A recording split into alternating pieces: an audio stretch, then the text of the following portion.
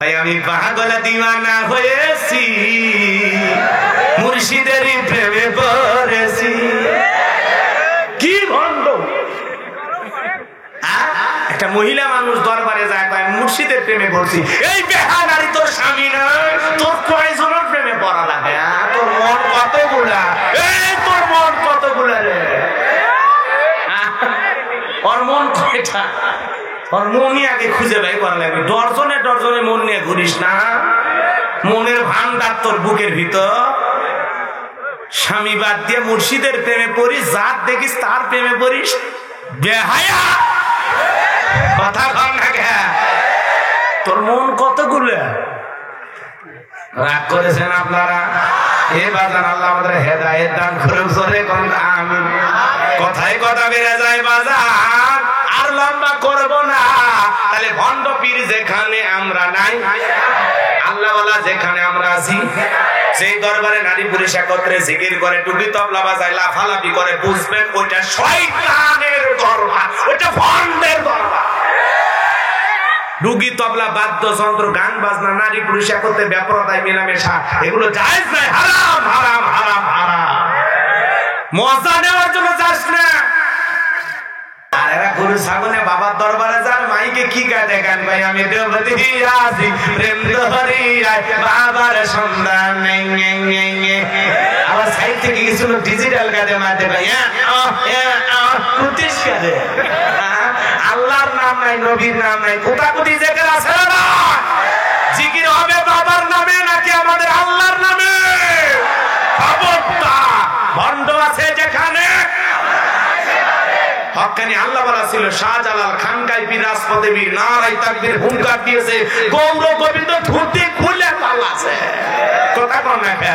ছোটাই I শাহজালালের নির্ভীক সৈনিকেরা, খতম কর গোবিন্দেরই সেলা চামুন্ডা গুলা। ছোটাই আই শাহজালালের নির্ভীক সৈনিকেরা, খতম কর গোবিন্দেরই সেলা চামুন্ডা গুলা। ওলিদের পূর্ণ ভূমিতে, ওলিদের পাক ভূমিতে বিপ্লবেরই মশালা জ্বালা। ছোটাই আই শাহজালালের নির্ভীক সৈনিকেরা, খতম কর গোবিন্দেরই সেলা চামুন্ডা গুলা। শাহজালালের স্বপ্ন ছিল আল কোরআনের জ্বলবে আলো। মারহাবা বল। শাহজালালের স্বপ্ন ছিল আল কোরআনের জ্বলবে আলো। সেই আলো জ্বালিয়ে দিতে, সেই আলো জ্বলিয়ে দিতে বিপ্লবেরই মশালা জ্বালা। ছুটে যাই শাহজালালের নির্ভীক সৈনিকেরা, খতম কর গোবিন্দেরই সেলা চামুন্ডা গুলা। মারহাবা বল। সেই ওলিদের নামে কি গান? বিপ্লবী গান, মাথা গরম করা গান, শরীর গরম করা গান। আর ওদের নামে আমি পাগল দিওয়ানা হয়েছি, মুর্শিদের প্রেমে পড়েছি। কি ভণ্ড! একটা মহিলা মানুষ দরবারে যায়, মুর্শিদের প্রেমে পড়ছি। এই বেহা নারী তোর স্বামী নয়, তোর কয়জনের প্রেমে পড়া লাগে? তোর মন কতগুলা, তোর মন কতগুলা রে? ওর মন কয়টা? ওর মনই আগে খুঁজে বাই করা লাগবে। ডরজনে ডরজনে মন নিয়ে ঘুরিস না। মনের ভান্ডার তোর বুকের ভিতর। স্বামী বাদ দিয়ে মুর্শিদের প্রেমে পড়িস, যার দেখিস তার প্রেমে পড়িস। বেহায়া কথা কম না কে? তোর মন কতগুলো? রাগ করেছেন আপনারা? এ বাজার আল্লাহ আমাদের হেদায়েত দান করুক। জোরে কোন আমিন। কথায় কথা বেড়ে যায় বাজার, আর লম্বা করব না। তাহলে ভণ্ড পীর যেখানে আমরা নাই, আল্লাহওয়ালা যেখানে আমরা আছি, সেই দরবারে নারী পুরুষ একত্রে জিকির করে, টুপি তবলা বাজায়, লাফালাফি করে, বুঝবেন ওইটা শয়তানের দরবার, ওইটা ভণ্ডের দরবার। ডুগি তবলা বাদ্যযন্ত্র গান বাজনা নারী পুরুষ একত্রে ব্যাপারতায় মেলামেশা, এগুলো জায়েজ নাই। হারাম হারাম হারাম হারাম। মজা নেওয়ার জন্য যাস না। দুনিয়াতে বেশি মজা নেবি, পরকালে বেশি সাজা পাবি। দুনিয়ার মজা কমায় দে, আখিরাতকে টার্গেট কর, পরকালকে টার্গেট কর। আল্লাহ আমাদের হেদায়েত দান করুন। জোরে কোন আমিন। কথা বলতেছি আল্লাহ কোরআন থেকে। জোরে বলেন কোথা থেকে? আরো জোরে বলেন কোথা থেকে? কোরআনের কথা শুনতে সবার কাছে ভালো লাগে না। যদি কোরআনের কথা সবার কাছে ভালো লাগতো, তাহলে আবু বকর রাদিয়াল্লাহু তাআলা আনহু, আবু বকর সিদ্দিক রাদিয়াল্লাহু তাআলা আনহু, তিনি কোরআন শোনার পরে তার ঈমানটা বাইরে গেছে, ঈমানটা বৃদ্ধি পেয়েছে, কোরআনের প্রতি আকর্ষণ দিন দিন বাইরে গেছে, ইসলামের প্রতি এত ভালোবাসা বেড়ে গেছে, 13টা দোকান বিক্রি করে ইসলামের জন্য বিলিয়ে দিয়েছেন। বলেন আল্লাহু আকবার। কয়টা দোকান? 13টা দোকান বিক্রি করছে হযরত আবু বকর। আর আবু জেহেল সারা রাত জায়গায় কোরআন শুনে সকাল বেলায় ডায়লগ দেয়, নবী পাগল, জাদুকর, গণক, কবি। নাউজুবিল্লাহ। শুধু শয়তানি বাড়ে নাই, দূর দূরান্ত থেকে যত মানুষ আছে তাদের তাগুতে তাগুতে যায়, বলে এই এলাকায় নতুন একটা পাগলের আমদানি হয়েছে, পাগলের নাম মোহাম্মদ, কেউ যাইবা না, জলে কর না। এইভাবে ইসলামের বিরুদ্ধে অপপ্রচার করতে লাগলেন। তাহলে ও কোরআন শুনেছে, আবু বকরও কোরআন শুনেছে, ওর কোরআন শোনার দুষ্টমি, ফাজলামি, এর কি ঠাট্টা, বিদ্রুপ, তামাশা কোরআন বন্ধ করার জন্য কৌশল দিন দিন বাড়াইছে। কথা বলেন ঠিক? কিন্তু পেরেছিল? পারে নাই।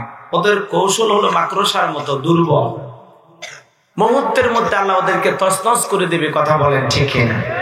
এই জন্য সম্মানিত ভাইরা, আমার ভূমিকায় কথা বেশি বাড়াবো না, আমি বলবো কোরআন এবং সুন্নাহর আলোকে কথা। আমরা যত জায়গায় কোরআনের কথা বলতে যাই, বলে হুজুর সাবধানে ওয়াজ করবেন, ভুলে যাবেন না এলাকা কার। হুজুর এলাকাতে আমরাই মোটামুটি সব। হুজুর ওয়াজ যা করেন করেন, খবরদার রাজনীতির কোনো ওয়াজ করবেন না। আপনারাই বলেন, আমার বাড়ি গাইবান্ধা, আমি আসি সিরাজগঞ্জের বেলকুচির দৌলতপুর। আমি যেখানে রাজনীতির কথা বলবো, আগামী নির্বাচনে এলাকার মহিলা মেম্বার পদে দাঁড়ানোর চান্স আছে, কোন সুযোগ আছে ভাই। আমি কেন এখানে রাজনীতি করি? যদি করা লাগে নিজের জেলায় করা লাগবে। কথা বলেন ঠিক কিনা? এই জন্য আপনারা টেনশন মুক্ত থাকবেন। আমি বাংলাদেশের রাজনীতি কোন দলের বক্তা না, আমি রাজনীতি কোনো বক্তব্য দেব না। I will not say political word because I am not a leader of any political party. কারণ এখানে সব দলের লোক আছে, আছে না নাই?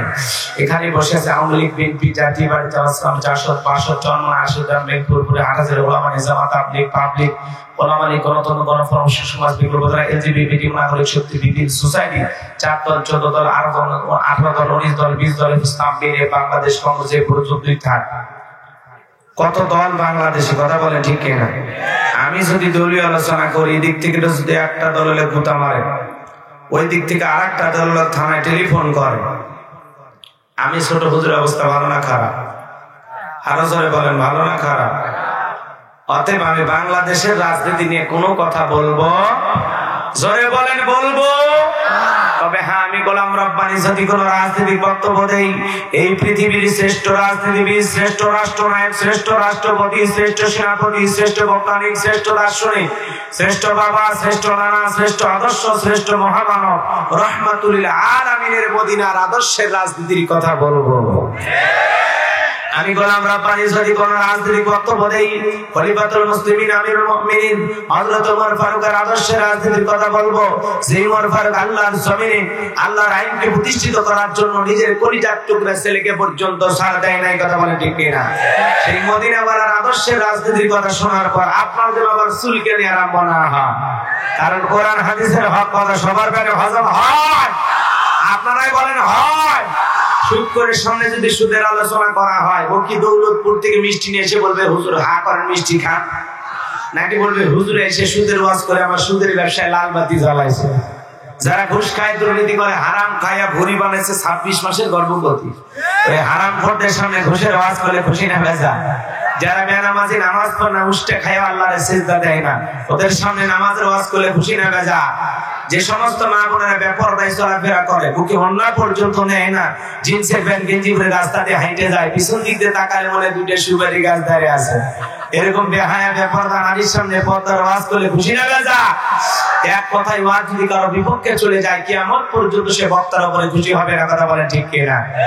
এই জন্য আজকের আলোচনা যত জায়গায় কথা বলতে চাই, বাতিলেরা রক্ত চক্ষু দিয়ে তাকায়, আমাদের দিকে রক্ত চক্ষু দিয়ে তাকায় লাভ আছে? লাভ আছে? আপনি কাকে রক্ত চক্ষু দেখান? আমরা মুসলিম জাতি, ইব্রাহিমের সন্তান, যে ইব্রাহিম আল্লাহর খুশির জন্য নমরুদের অগ্নিকুণ্ডে ফুটতেও রাজি, কথা বলেন ঠিক কিনা? আপনি কাকে ভয় দেখান? আমরা মা হাজেরার সন্তান, যে মা হাজেরা তার হাজারো ইসমাইলকে আল্লাহর খুশির জন্য কুরবানি করতে রাজি, কথা বলেন ঠিক কিনা? আপনি কাকে ভয় দেখান? আমরা ইসমাইলের ভাই, যে ইসমাইল আল্লাহর খুশির জন্য সূরের নিচে জবাই হইতে রাজি, কথা বলেন ঠিক কিনা? এইজন্য আমরা মুসলমান, আমরা কোরআন সুন্নাহর হক কথা বলবো। কোন বাতিলের চোখ রাঙানিকে আমরা ভয় পাই না। কোন বাতিলের চোখ রাঙানিতে এই কণ্ঠ কখনো ডাউন হবে না, কথা বলেন ঠিক কিনা? সম্মানিত ভাইরা আমার, যুগে যুগে নবী রাসূলেরা দ্বীনের প্রচার প্রসার করেছেন, দাওয়াত দিতে গিয়ে আঘাতপ্রাপ্ত হয়েছেন, নির্যাতন জুলুম সহ্য করেছেন। আমার নবী শরীর থেকে রক্ত ঝরিয়েছেন, সাহাবায়ে কেরাম রক্ত ঝরিয়েছেন, জীবন দিয়েছেন। ও বাংলার মুসলমান, আমরা তো সেই দেশের মানুষ, যেই দেশের মানুষ ভাষার জন্য জীবন দিতে পারে, দেশের মাটির জন্য যদি জীবন দিতে পারেন, আল্লাহর কোরআনের সমাজ কায়েম করার জন্য, বাংলার জমিনে কোরআন প্রতিষ্ঠিত করার জন্য যদি নবীদের মতো রক্ত দেওয়া লাগে, সাহাবায়ে কেরামদের মতো রক্ত দেওয়া লাগে, বুকের তাজা রক্ত দিয়ে হলেও আল্লাহর জমিনে আল্লাহর দ্বীনকে প্রতিষ্ঠিত করতে কারা কারা রাজি? দুহাত তুলে আল্লাহকে দেখা।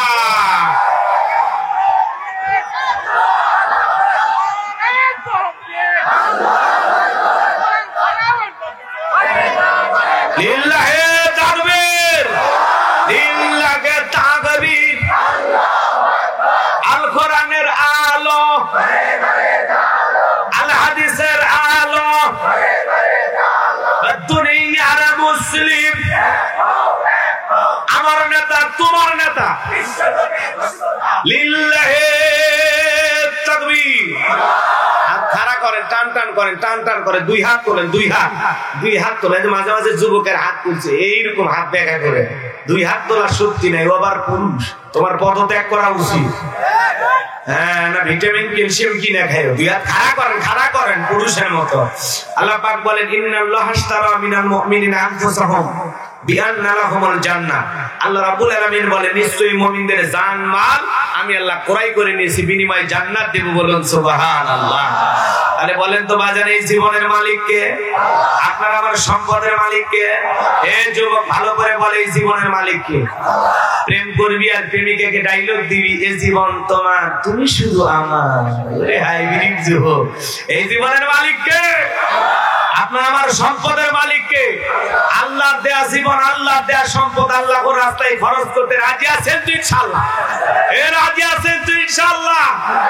বাম হাত নামান, ডান হাত তুলে রাখেন, ডান হাত খাড়া করেন, করছেন তো খাড়া?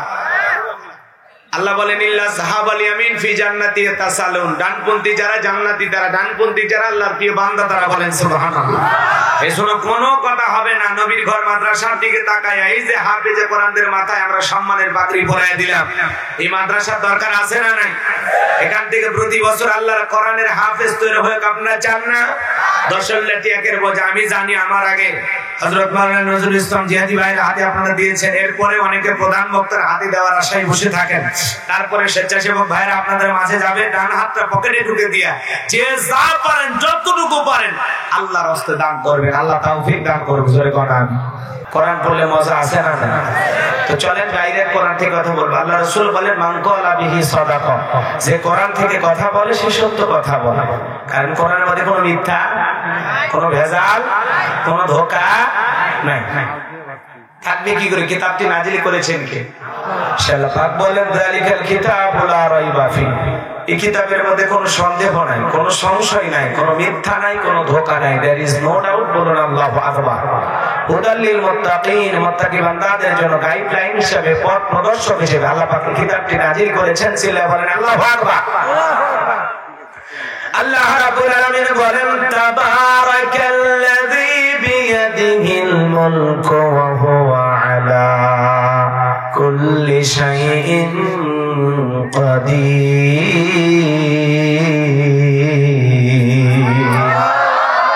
আল্লাহ রাব্বুল আলামিন বলেন, মহামান্বিত সেই সত্তা যার হাতে সর্বময় কর্তৃত্ব, রাজত্ব, পাওয়ার ক্ষমতা। তিনি হলেন সর্ববিশেষ শক্তিবান। আকাশের জমিনের একমাত্র মালিক কে? সকল ক্ষমতার একমাত্র মালিক কে? আল্লাহ রাব্বুল আলামিন বলেন, লিল্লাহি মুলকুস সামাওয়াতি ওয়া মা ফিল আরদ আকাশ আর জমিনের একচ্ছত্র মালিকানা কার? একটু কথা বলেন। আমি করবো আওয়াজ, আপনারা দেবেন আওয়াজ, জবাব দেবেন ঠিক ঠিক, আলোচনা হবে কমপ্লিট। শ্রোতাদের স্পিরিটেই বক্তার বারে হিট। ওই জায়গায় বয়লার মতো ঠোকরে আওয়াজ হবে না, মনোযোগ বাড়াইতে হয়।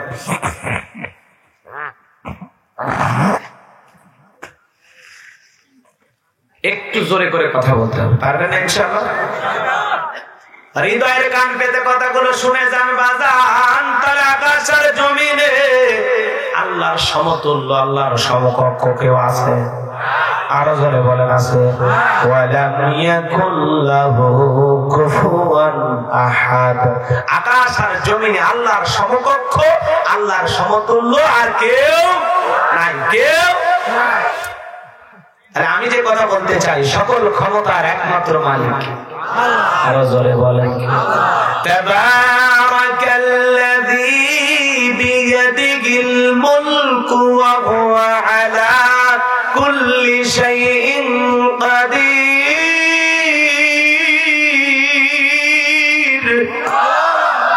আল্লাহ রাব্বুল আলামিন বলেন, মহামান্বিত সেই সত্তা যার হাতে সর্বময় কর্তৃত্ব রাজত্ব পাওয়ার ক্ষমতা, তিনি বলেন সর্ববিষয়ে শক্তিমান।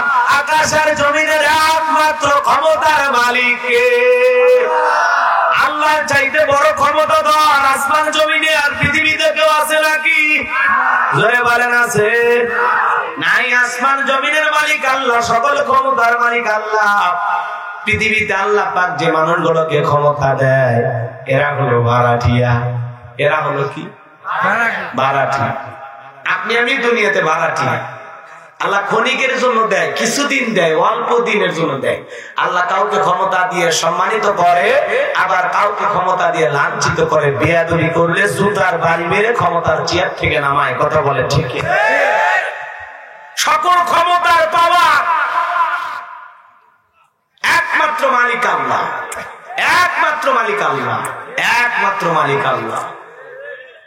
পৃথিবীর মানুষগুলোকে আল্লাহ কিছুদিন, কিছু এরিয়া, কিছু সীমানা, কিছু জায়গা একটু ক্ষমতা দেয়। বাপরে বাপ, একটু কিছু পায় মানুষদের লাভ দেয়। কষ্ট পাচ্ছেন আপনারা? আমার কথা কি খারাপ লাগতেছে বাজান? হৃদয়ের কান পেতে কথাগুলো শুনবেন। পৃথিবীর জমিনে আল্লাহ পাক চারজন মানুষকে পুরো পৃথিবীর রাজত্ব দিয়েছিল, পুরো পৃথিবী। আল্লাহু আকবার বলেন। এর মধ্যে দুইজন হলো ইমানদার। একজনের নাম হলো বাদশা যুলকারনাইন, যাকে আল্লাহ রাব্বুল আলামিন পুরো পৃথিবীর রাজত্ব দিয়েছিলেন, হায়াত দিয়েছিলেন 100-200 বছর নয়, 1600 বছর। কোন সুবহানাল্লাহ। আপনার আমার বাপ দাদার 14 গোষ্ঠীর হায়াত এক জায়গায় করলে 1600 বছর হবে। বিশাল দীর্ঘ লম্বা হায়াত আপনার আল্লাহ পাক তাকে দিয়েছিলেন।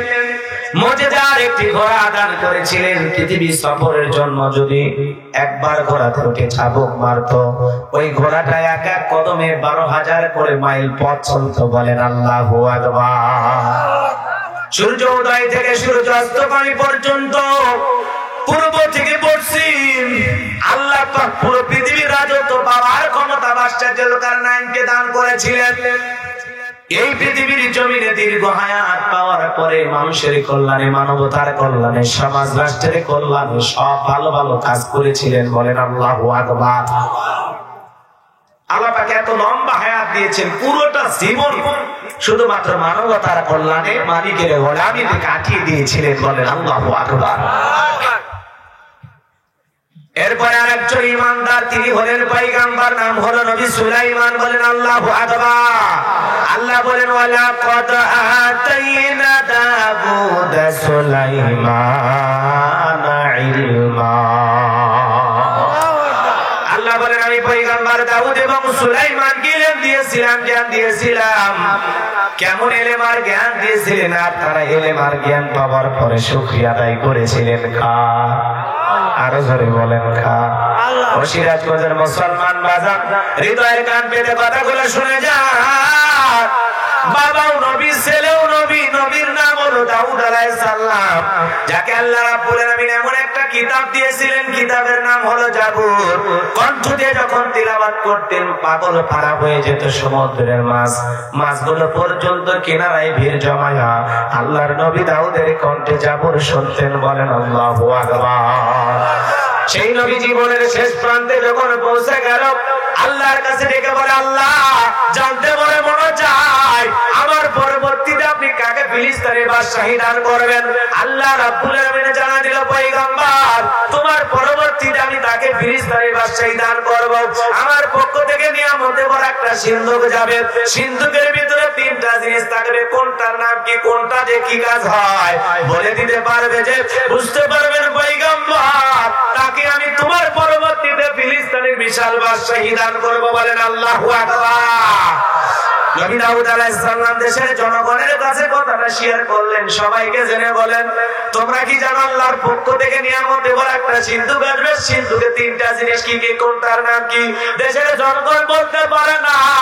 হাজার হাজার মানুষের কাছে প্রচার করলেন, কোন মানুষ উত্তর দিতে পারলো না। পয়গম্বর চিন্তা করলো, সব জায়গায় দাওয়াত দিলাম, কেউ তো বলতে পারে না, নিজের ঘরে দাওয়াত দেওয়ার দরকার আছে না। এইবার নবী দাউদ আলাইহিস সালাম তার ছেলে মেয়েগুলোকে একত্রিত করলেন। আল্লাহর পয়গম্বর দাউদ আলাইহিস সালাম ছেলে মেয়ের সংখ্যা ছিল 40 জন। কোন সুবহানাল্লাহ। কয়জন? 40 জন। সুবহানাল্লাহ বলবেন না? আর আমাদের স্লোগান, সন্তান দুইটার বেশি নয়, একটা হলে ভালো হয়। আমার স্লোগান না হইলে ভালো হয়, টুনার খালি টুনি, আর কেউ নেই। কথা কর, এই যে সন্তান দুইটার বেশি নয়, একটা হলে ভালো হয়, এই স্লোগান কিন্তু মুসলমানের না, এটা তাম পৃথিবীর ইহুদি খ্রিস্টানদের স্লোগান। কথা বলে ঠিক কিনা? কারণ তাম পৃথিবীর ইহুদি খ্রিস্টানে চায় মুসলমানের সংখ্যা কমুক না বাড়ুক। আরো জোরে বলেন, কমুক না বাড়ুক। এই জন্য তাম পৃথিবীর জালেমেরা চায় পৃথিবীতে মুসলমানের সংখ্যা কমে যায়। এই জন্য আজকে পুরো পৃথিবীতে 700 কোটির উপরে মানুষ, এর মধ্যে মাত্র কত 170 কোটির বেশি মুসলমান। সংখ্যায় যদি আমরা 350 বা 400 কোটি মুসলমান হতে পারতাম, পৃথিবীর জালেমেরা মুসলমান মারা তো দূরের কথা, মুসলমান রক্ত নিয়ে খেলা করা তো দূরের কথা, পৃথিবীর কোন জালেম মুসলমানের দিকে বাঁকা চোখে তাকানোর সাহস পেত না। কথা বলে ঠিক না? কিন্তু আমরা মুসলমান সংখ্যায় কম, এই জন্য জালেমেরা হয়েছে আমাদের জন। কথা বলে ঠিক না? ভাইরা আমার, এই জন্য ওদের স্লোগান বিশ্বাস করা যাবে না। আমাদের পূর্বপুরুষ যারা ছিল, হিসাব করে দেখেন শয়তান মানে সন্তানের সংখ্যা কয়টা করে। কোথাও দেখেন, এই তো কয়েকদিন আগে ওয়াজ করে আসলাম দিনাজপুর, একজন মুরব্বী কাছে এসে হুজুর দোয়া করেন, কোন সন্তান? আমি বললাম কার? আপনার নাতিপুতি। নাতিপুতি মানে আমার। কয়জন? কয় ওরা 11 জন। কয়জন? 11 জন। আমার গ্রামে, আমি যেই গ্রামে আমার জন্ম আল্লাহ পাক দিয়েছেন, সেই গ্রামের একজন মানুষের একটা নয়, দুইটা নয়, 17টা সন্তান। তাহলে আল্লাহ চাইলে হয় না? যারা বলে হয় না। এই তো কয়েকদিন আগে সৌদি আরবের একজন মহিলা, একজন নারী সৌদি আরবে একসাথে 10টা সন্তান জন্ম দিয়েছে। বলেন আল্লাহু আকবার। আর আমরা বলি হুজুর আমার একমাত্র ছেলে বুলেট। আর কই না হুজুর, দিয়েছে একবারই দিয়েছে। আছে না? সন্তানের সংখ্যা বাড়াবেন না কমাবেন? আচ্ছা একটা নেবেন তো, একটা নেওয়ার ধান্দা আছে না? আল্লাহ চাইলে একসাথে 8-10টা দিয়ে দেবে। হ্যাঁ, ওই যে নাইজেরিয়ার এক মহিলা আজ থেকে 3 বছর আগে একসাথে 11টা বাচ্চা হয়েছে, বাংলাদেশে 3-4টা পর্যন্ত হয়েছে। আল্লাহ চাইলে আরো আস্তে আস্তে সঙ্গে। আপনি আছেন কমানোর ধান্দায়, আল্লাহ আছেন বাড়ানোর ধান্দায়। কথা বলে ঠিক না? পরিবার পরিকল্পনা করা ভালো। এই ছেলেকে ডাক্তার বানাবে, কে ইঞ্জিনিয়ার বানাবে, কে এলাকার বড় মুফতি বানাবো, মুহাদ্দিস বানাবো, এলাকার বড় আলেম বানাবো, বাংলাদেশের সবচেয়ে বড় ইসলামিক স্কলার বানাবো, দ্বীনের দায়ী বানাবো, এই ছেলেটাকে দিয়ে আমি ভালো ভালো কাজ করবো, হাফেজ বানাবো, আলেম বানাবো। স্বপ্ন দেখা ভালো, পরিবার পরিকল্পনা করা ভালো। কিন্তু আমরা কি করি? মারিবার পরিকল্পনা করি। কথা কন ঠিক কিনা? রিজিকের মালিক কে? আল্লাহ। ওয়া মা মিন দাব্বাতিন ফিল আরদি ইল্লা আলাল্লাহি রিজকুহা। আল্লাহ রাব্বুল আলামিন বলেন, বলেন পৃথিবীতে এমন কোন বিচরণশীল প্রাণী নাই যার রিজিকের ব্যবস্থা আমি আল্লাহ আসমান থেকে করি না। ওই আটলান্টিক মহাসমুদ্রের গভীরতল পানির সাথে লেগে থাকা ছোট্ট একটা বালি কণার মতো ছোট্ট একটা প্রাণী, তার রিজিকের ব্যবস্থা আমি আল্লাহ আসমান থেকে করি। ওই বাবুই পাখি সকালবেলা খালি পেটে বের হয়ে যায়, বিকেল বেলা পেট ভরে নিয়ে পাঠায়া দেয় কে? ওই যে সমুদ্রের বড় বড় তিমি মাছ না খেয়ে বের হয়ে যায়, তাদের খাবারের ব্যবস্থা করে দেয় কে? ওই রিক্সাওয়ালা ভ্যানওয়ালা বাবাজি সকালবেলা খালি পেটে বের হয়ে যায়, সন্ধ্যাবেলায় পকেট ভর্তি টাকা দিয়ে বাড়িতে পাঠায়া দেয় কে? রিজিকের মালিক তো আল্লাহ। না হুজুর বেশি নেওয়া যাবে না, এত সন্তানের জীবন ব্যবস্থা আছে না? না আপনার মনে হয় রিজিকের দায়িত্ব দিছে আল্লাহ না? আরে ভাই আপনার অনেকগুলো সন্তান আছে, এই যে 10টা 12টা সন্তান, এর মধ্যে যদি একটা আল্লাহ জায়গা মতো নিয়ে যায়, ওরে আল্লাহ এত সম্পদ এত টাকা দান করবে, ও চাইলে পুরো গ্রামের মানুষকে পালতে পারবে, পুরো গ্রামের মানুষের খাবারের ব্যবস্থা করতে পারবে না ভাই? এই জন্য ভাই রিজিকের মালিক হলো আল্লাহ। রিজিকের মালিক আল্লাহ। কষ্ট হচ্ছে আপনাদের না? যে লম্বা হবে, আমি লম্বা তো করবোই না, এদিক সেদিক হয়ে যাচ্ছে। যাই হোক চলেন সামনের দিকে যাই। তার সন্তান বেশি নেওয়ার দরকার আছে না?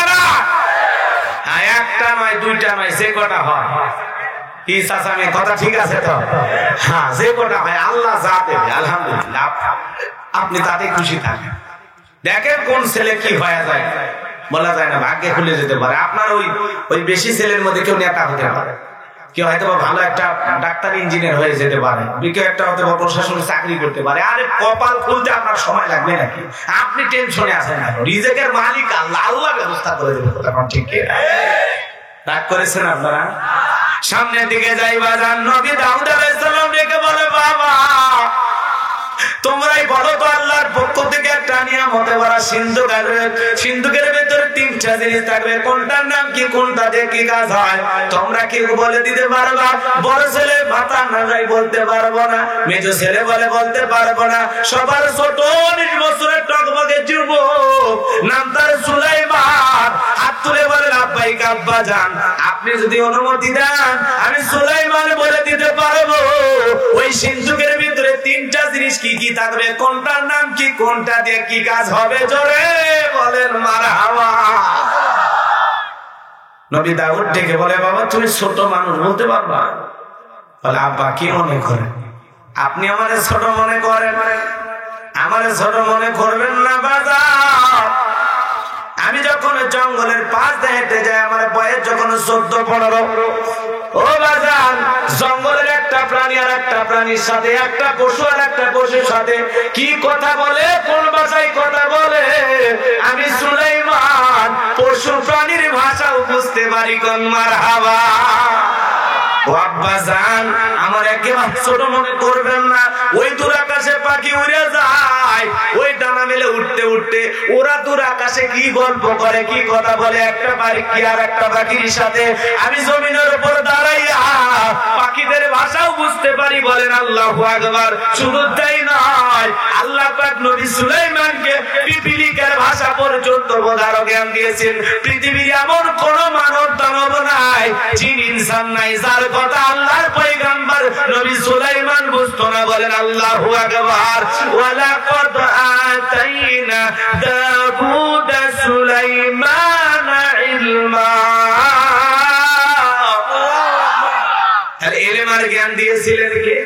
নবী সুলাইমান বলে দিবে বাজান সিন্ধুকের 3টা জিনিস কি কি আছে, কোনটার নাম কি, কোনটাতে কি কাজ হয়, আপনারা কি শুনবেন?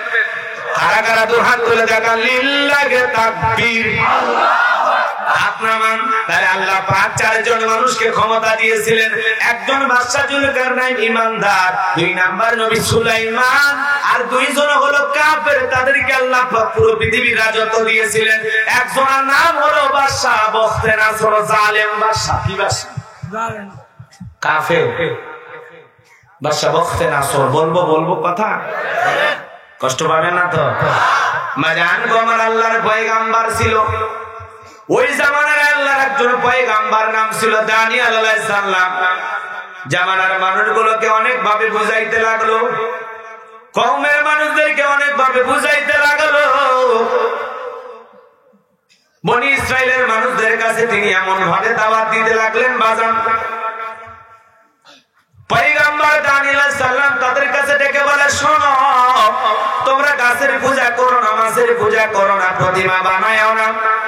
তোমাদের বাপ দাদা কৃতদাস ছিল, গোলাম ছিল, চাকর ছিল। সেই জীবন থেকে আল্লাহ পাক তোমাদেরকে সুন্দর জীবন উপহার দিয়েছে। বিদায় গুনাহ করো না, দাম্ভিকতা করো না, খোদাতুরি হয় না।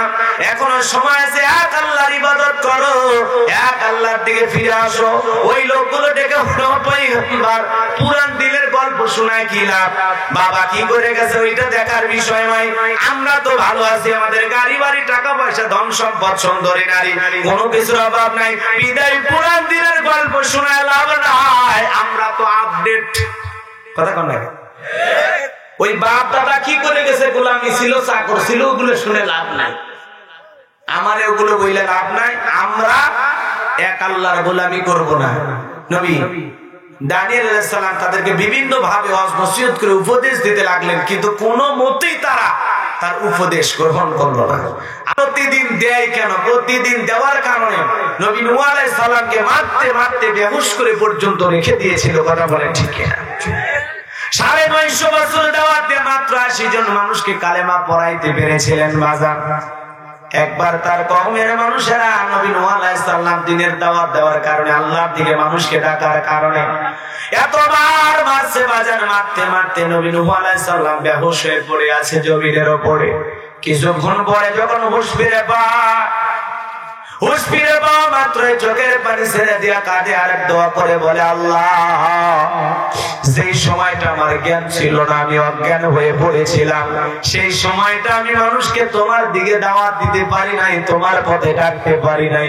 কঠিন কিয়ামতের ময়দানে ওই সময়টার হিসাব তুমি আমার কাছে চেয়েও না।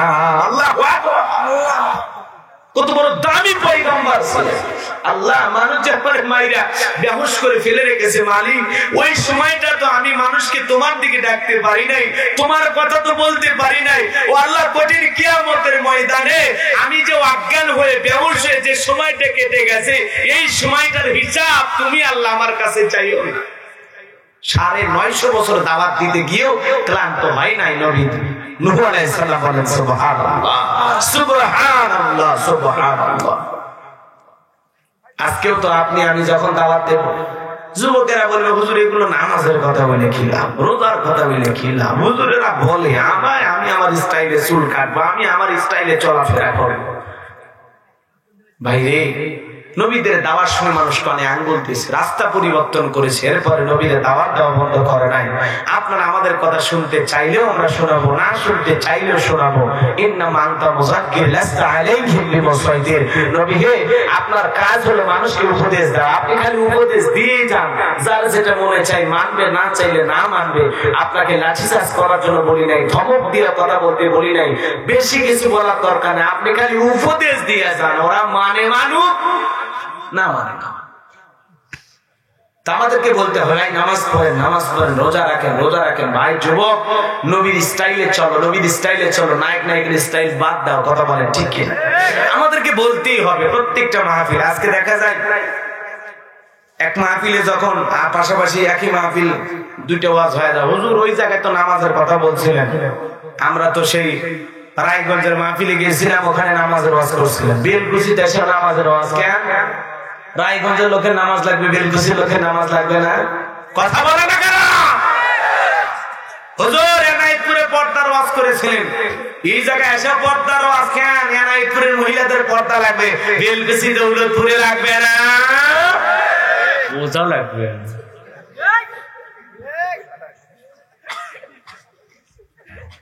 রাগ করছে, বাপরে বাপ, মন্ডল মাথার পরে আছে। জ্বর তো তোমার বইয়ের হলেও না পা খাওয়ায়, তোমার হলেও না পা খাওয়ায়। বউ খেলে তোমার হয় না? একই রোগে আক্রান্ত, বিদায় ট্যাবলেট একই লাগবে। ওই দৌলতপুরে পর্দা লাগবে, বেলকুচিতেও পর্দা লাগবে, এনায়েতপুরে পর্দা লাগবে, বগুড়াতেও পর্দা লাগবে, গাইবান্ধাতে পর্দা লাগবে, পুরো পৃথিবীর সমস্ত মুসলিম নারীদের পর্দা লাগবে। কথা বলে ঠিক না? পর্দার ওয়াজ চলবে, নামাজের ওয়াজ চলবে, এগুলো ওয়াজ কখনো কথা কি বোঝেন না? আপনি শুনলেও বলবো না শুনলেও। তাহলে নবীরা দাওয়াত দিতে দিতে মার খাইছে, আমরা যদি মার খাই সমস্যা আছে? আসেন পেটে, আপনারা তো মারবেন না, কারণ আপনারা দিন বুঝে ফেলেছেন। কথা বলেন ঠিক কিনা? মারবে কারা? বাতিলের। মারবে কারা? আবু জেহেলের উত্তরসূরি যারা। মারবে কারা? নমরুদ ফিরাউনের উত্তরসূরি যারা। কথা বলেন ঠিক কিনা? আপনারা তো মারবেন, আপনারা সবচেয়ে কিছু একটা করলে হালকা একটু সমালোচনা করবেন, এটুকু মারবেন আপনারা। এটা করেও লাভ নাই, এটা করাও ঠিক না। সামনের দিকে যাই বাজার, কথাই কথা বেড়ে যায়, লম্বা কবে আমি লম্বা করতে পারবো না। দানিয়েল আলাইহিস সালাম এমন ভাবে মানুষকে দাওয়াত দেয়, তারা ঠাট্টা বিদ্রুপ হাসি তামাশায় কথা উড়িয়ে দেয়, মানে কথাগুলো কানেই নেই না। আল্লাহর পয়গম্বর দানিয়েল আলাইহিস সালাম দাওয়াত দিতে দিতে দিতে এক পর্যায়ে বলে ফেলে দিলেন, শোনো, তোমরা যদি আল্লাহর ইবাদত না করো, তোমরা যদি এক আল্লাহর গোলামি না করো, আল্লাহ পাক সেই কথাই বলেন, ইয়া বানি ইসরাঈল যাকুরু নি'মাতি আল্লাতী আন'আমতু আলাইকুম ওয়া আন্নী ফাদ্দালতুকুম আলাল আলামিন।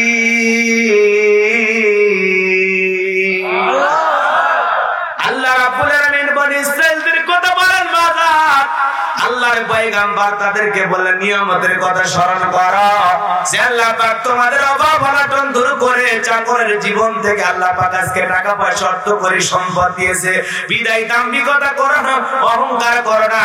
যেই মানুষ, যেই জামানার মানুষগুলো অহংকার করে, দাম্ভিকতা করে, আল্লাহকে ভুলে যায়, খোদাত্রয় হয়ে যায়, জমিনে বেশি বাড়াবাড়ি করতে চায়, আল্লাহ পাক তাদের জন্য দুই ধরনের শাস্তি পাঠায়।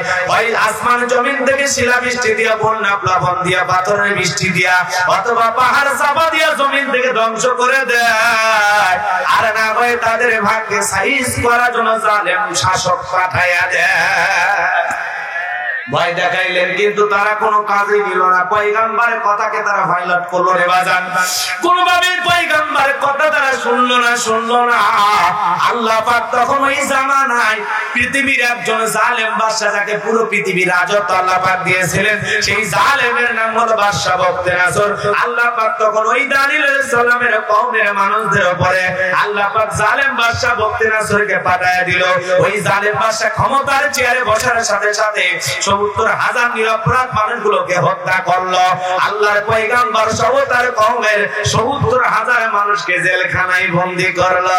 নবী দানিয়েল আলাইহিস সালাম জেলখানায় ঢোকার পর দেখে বলে, ও বনি ইসরাইলের উম্মতেরা, কই গেল তোমাদের বাহাদুরি, কই গেল মাতবরি, কই গেল তোমাদের সম্পদ আর টাকার সুন্দরী নারীর গরম? এই দিনের ভয় তো দেখাইছিলাম, এই তো দেখো ঠিকই জালেম গাড়েছে বেজে, আবার জেলখানার ভিতরে আমাদের সবাইকে ঢুকাইছে। নবী মানুষ কোন জায়গায়? কথা বলে, নবী মানুষ কোথায়? আপনারা মনে বেজার হচ্ছেন? জেলখানা চোর ডাকাতের জন্য না, জেলখানা পৃথিবীর বড় বড় আল্লাহওয়ালারা যারা এই জমিনে হক কথার প্রচার প্রসার করেছে, পৃথিবীর যুগে যুগে জালেমরা তাদেরকে টার্গেট করেও জেলখানায় ঢুকেছে। কথা বোঝেন না?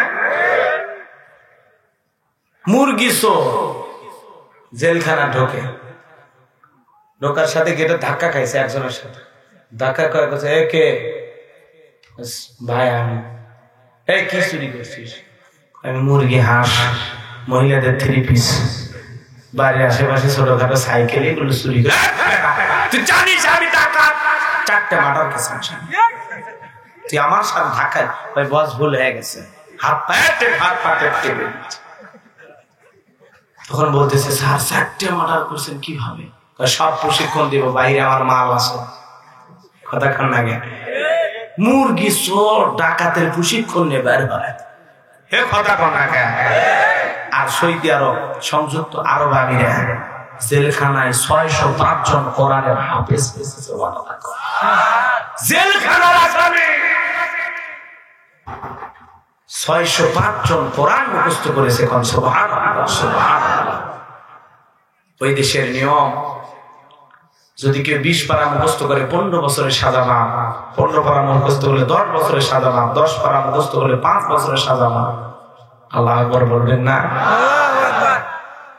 এটা যদি আমাদের মুসলিম দেশে হইতো, যদি কেউ জেলখানায় বসে কোরআন মুখস্থ করে তার সাজা মাপ, কত না ভালো হইতো। কথা কন? যার ভিতরে আল্লাহর কোরআন থাকবে, যার সিনায় কোরআন, যে কোরআন মুখস্থ করে জেলখানা থেকে বের হতে পারে, সে মানুষ নিঃসন্দেহে ধর্ষণ করবে না, চুরি করবে না, ডাকাতি করবে না, রাস্তাঘাটে মানুষ হত্যা করবে না। যার ভিতরে কোরআন থাকবে সে কোনোদিন কোনো মানুষের ক্ষতি করতে পারে না। কথা কি বিশ্বাস হয়? জোরে বলেন, বিশ্বাস হয়? অনেকের না হতে পারে, এতে আমার কোনো আপত্তি নাই। যার মন যেমন তার মনে ভাবনাও তেমন। ভালো লোকের ভালো চিন্তা, মন্দ লোকের মন্দ চিন্তা। কথা কন? যাদের মন মানসিকতা খারাপ ওরা চিন্তা করে চলচ্চিত্রে নির্বাচন চলতেছে, কে পাস করলো। কথা কন? এরকম ধাঁধায় থাকে। আর যার মন মানসিকতা ভালো না, হুজুর তো ভালোই বয়ান করতেছে, ভালো লাগতেছে, জীবনের পরিবর্তন হওয়া দরকার, কত কম রাগ করেছেন আপনারা? করেন, কোনো সমস্যা নাই। আমি আগেই বলছি, আপনারা আমার আলোচনা শোনেন আর না শুনে আমাদের যা কাজ হয়ে গেছে। কি ভাই, কি কন? আমাদের যা কাজ হয়ে গেছে, এখন এটা যেটা বলতেছে এটা বোনাস। হৃদয়ের কান পেতে কথাগুলো শুনে যান বাজার। তাহলে নবী দানিয়েল আলাইহিস সালাম ডেকে বলে, এই দিনের ভয় তো আমি তোমাদেরকে দেখাইলাম, এই যে দেখো জালেম বাদশা ঘাড়ে চেপেছে, আবার জেলখানায় বন্দী করেছে, এখন বের হওয়ার উপায় কি? ওরা ডেকে বলে, নবী গো, সত্যি যে আপনার কথা 100% মিলে যাবে, দিনের আলোর মতো সত্য হিসাবে আমাদের সামনে আসবে, আমরা তো কল্পনাও করি নাই, আপনার কথা ব্যাপে বলে মিলে গেছে। এখন আমাদের উপায় কি, বের হওয়ার উপায় কি? ও নবী, আমরা তো অন্যায় করব না, অপরাধ করব না, একবার যদি জেলখানা থেকে মুক্তি পেতে পারি, সারাটা জীবন আল্লাহর ইবাদত করব, আল্লাহর গুণগান গাইব নবী গো, আর কোনোদিন আমরা ভুল করব না, দাম্ভিকতা অহংকার করব না, গাছের পূজা মাছের পূজা করব না নবী গো, একবার শুধু জেলখানা থেকে বের করার ব্যবস্থা করে দেন। নবী দানিয়েল আলাইহিস সালাম থেকে বলে, শোনো, যেহেতু তোমরা অনুতপ্ত হয়েছো, তওবা করার ফিকির মনের মধ্যে এনেছো, চিন্তার পরিবর্তন এনেছো, তোমরা আল্লাহর গোলামি করবা, ঠিক আছে। শোনো, রাত্রি যখন 12টা পার হয়ে যাবে, গভীর নিশিতে আমি আল্লাহ বলে ডাক দেব, আমার সঙ্গে তোমরা উঠবা, আমরা একসাথে আল্লাহর কাছে কাকুতি মিনতি করব, আল্লাহর কাছে দোয়া প্রার্থনা করব, ফরিয়াদ করব, আল্লাহ রাব্বুল আলামিন দেখি তো আসমান থেকে আমাদের জন্য কি ব্যবস্থা করে। নবী দানিয়েল আলাইহিস সালাম রাত 12টার পরে আল্লাহ বলে ডাক দিয়েছে। আপনারা বলেন আল্লাহ, জোরে ডাক দিয়ে বলেন আল্লাহ, আরো জোরে ডাক দিয়ে বলেন আল্লাহ। এই যে আল্লাহ আল্লাহ বলে ডাক দিলাম, বাজান বলেন তো আমাদের আল্লাহ খুশি না বেজার? আরো বলে বলেন। আপনার আমার বাড়িতে একটা ডগ থাকে, ডগ, মিস্টার ডগ, কুত্তা, কুকুর চেনেন না? আরে আপনি যখন গোস্ত খাইতে যান, গরুর গোস্ত, মাজা, এই যে হাড় আছে না বাবা, হাড় কি বলেন আপনার? হাড্ডি না হাড়? হাড্ডি, হাড্ডি, হাড্ডি নেই, এরকম হাড় নেই, এরকম মারি দিয়ে পারলাম না। এই লালু হয়ে গেলি ফিসাবিল্লাহ, মানে নিজে ব্যর্থ হয়ে লালুকে দিল। লালু বলে, বস আমি জানি আপনি ফেল করছেন, আমি ফেল করবো না। কথা শুনবেন? ওই আপনার দেওয়া শুকনো হাড় খায়, রোদ নাই, বৃষ্টি নাই, ঝড় নাই, তুফান নাই, আপনার পুরো বাড়ি পাহারা দেয়, অপরিচিত মানুষ দেখলে কে তুই, কি পরিচয়, কার সাথে দেখা করবি, এই বাড়িতে কেন ঢুকবি, কথা কর না কেন? বাড়ির লোকজন ডেকে বলে, এই লালু আসতে দে, ঠিক আছে যাইতে বললো, যা। যখন দুইজন গল্প করে, লালু খালি লেজলারায় চতুর্দিক দিয়ে ঘরে, বস চিনেন না চিনেন না, একবার খালি কোন কাম দেওয়ার জীবনের 12টা বেজে দেব। যখন বাড়ির লোক ধমক দেবে, লালু যা, চলে যা, তখন বলে, ও আপনার পরিচিত, আগে বললেন তো। তাহলে আপনার একটা শুকনো দেয়া হাড় খাইয়া বাজান বাড়ি ঘরে পাহারা দেয়। আল্লাহ রাব্বুল আলামিন বলেন, ইন্নাল ইনসানা লিরাব্বিহি লাকানুদ, মানুষ বড় অকৃতজ্ঞ, মানুষ বড় অস্বীকারী, মুখ খারাপ, কথা কন না কেন? আমরা আল্লাহরে ভুলে গেছি। আল্লাহ এত এত নিয়ামত দিয়েছে, এত নিয়ামত পাওয়ার পরে আমরা আল্লাহর শুকরিয়া আদায় করি না, আল্লাহর কৃতজ্ঞতা প্রকাশ করি না। এ বাজার এজন্য শিক্ষা নিতে হবে প্রত্যেকটা কথা থেকে। আমরা নিয়ামত খাই যার, গোলামি করব তার। ওয়াল্লাযী খলাকালাকুম মা ফিল আরদি জামিআ। আল্লাহ ডেকে বলে বান্দারে, পৃথিবীতে যা কিছু দেখো সবকিছু আমি আল্লাহ তোমাদের জন্য সৃষ্টি করেছি। আমার দেয়া নিয়ামত খাইবা আর আমি আল্লাহর গোলামি করবা। বলেন আল্লাহু আকবার। নবী দানিয়েল আলাইহিস সালাম আল্লাহ বলে ডাক দিয়েছে, আল্লাহ আল্লাহ বলে ডাক দিয়েছে। কাকুতি মিনতি সহকারে আল্লাহর কাছে চোখের পানি ছেড়ে দিয়ে বলে, আল্লাহ আমার কওমের মানুষেরা ভুল করেছে, গুনাহ করেছে, আল্লাহ অন্যায় করেছে, অপরাধ করেছে, আমাদের সবাইকে তুমি মাফ করে দাও। ওরা ওয়াদা দিয়েছে জীবনে আর কোনোদিন অন্যায় করবে না, অপরাধ করবে না, এইবার শুধু তারা আপনার গোলামি করবে। ও আল্লাহ আমাদেরকে জেলখানা থেকে মুক্তি পাওয়ার একটা ব্যবস্থা করে দাও। নবী আর নবীর উম্মতেরা চোখের পানি ছেড়ে দিয়া কাকুতি মিনতি সহকারে আল্লাহর দরবারে যখন গভীর নিশে ফরিয়াদ করে, আসমান থেকে আল্লাহ ডেকে বলে, নবী দানিয়েল আর কান্না করা লাগবে না, আমি আল্লাহ তোমাদের দোয়া মঞ্জুর করে নিয়েছি। ওয়াসিরেই তোমাদের জেলখানা থেকে বের করার আমি আল্লাহ ব্যবস্থা করে দেব। আল্লাহু আকবার। নবী দানিয়েল আর কোনো টেনশন নাই, এখন জেলখানা থেকে মুক্তির ব্যবস্থা করে দেবেন কে? আরো জোরে বলেন কে? এ বাজান ওই রাত্রিতে আল্লাহ পাক ওই দেশের যে জালেম বাদশা বখতিয়ার এমন একটা মারাত্মক ভয়ঙ্কর স্বপ্ন দেখা দিয়েছে। জালেম বাদশা ঘুমের ভিতরে লাফতে উঠেছে। জনগণ যায় বলে, নেতা কি হইছে? ওই চেহারার দিকে তাকায় দেখে টের পাও না আমি এমন একটা ভয়ঙ্কর স্বপ্ন দেখেছি। আগামী কালকে এই দেশের যত স্বপ্নের তাবির কারক আছে, স্বপ্নের ব্যাখ্যা বলতে পারে, ওদের দরবারে হাজির করো। এই স্বপ্নের ব্যাখ্যা না জানা পর্যন্ত আমি দুনিয়াতে দম নিতেও কষ্ট হয়, তাড়াতাড়ি করে যাও। পরের দিন সকালবেলা সমস্ত মানুষ হাজির হয়ে গেল। জালেম বাদশা যখন তার স্বপ্নের কথা বলতে যাবে, এ বাজার এখন জাতির মানুষের সামনে স্বপ্নের কথা বলতে যাবে যে আমি গতকাল রাতে কি, তখন আল্লাহ পাক তার মাথার মেমরি থেকে কথাগুলো বের করে আল্লাহর পয়গম্বর দানিয়েল আলাইহিস সালামের মাথার মেমরিতে কথাগুলো সেভ করে দিয়েছে। বলেন আল্লাহু আকবার। এখন জালেম বাদশার পুরো মাথা এখন ভাইরাস কি ঢুকে আছে, ভাইরাস ঢুকে আছে। এইবারে যখন জালেম বাদশা বলে, গতকাল রাত্রিতে স্বপ্নে কি যেন দেখলাম, আর তো মনে নাই। এখন সুরের পরিবর্তন করে দেখে বলে, শোনো গতকাল রাতে কি স্বপ্ন দেখেছি ওই কথাও তোমাদের বলা লাগবে, আবার এই স্বপ্নের ব্যাখ্যা কি হবে সেই কথাও তোমাদের বলা লাগবে, না হলে তোমাদের খবর আছে। লোকজন ডেকে বলে, বাদশাহ তো পাগলামি কথা, স্বপ্ন দেখেছেন আপনি, আমরা কিভাবে বলবো? আপনি স্বপ্নের কথা বলবেন, আবার স্বপ্নের ব্যাখ্যা দেবেন। স্বপ্নে সাপ দেখেছি হুজুর, ও শত্রু লেগে গেছে, কথা বল না, হুট করে ব্যাখ্যা বলে দিই আমরা। আছে না? রাগ করেছেন, মন খারাপ। এ বাজান আমার হৃদয়ের কান পেতে কথাগুলো শুনে যান।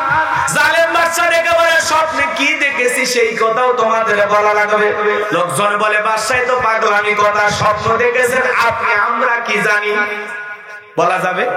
আপনারা স্বামী স্ত্রী একসাথে ঘুমাচ্ছেন একই খাটে, কথা বল না কেন? আপনি স্বপ্নে আর একটা নারীকে নিয়ে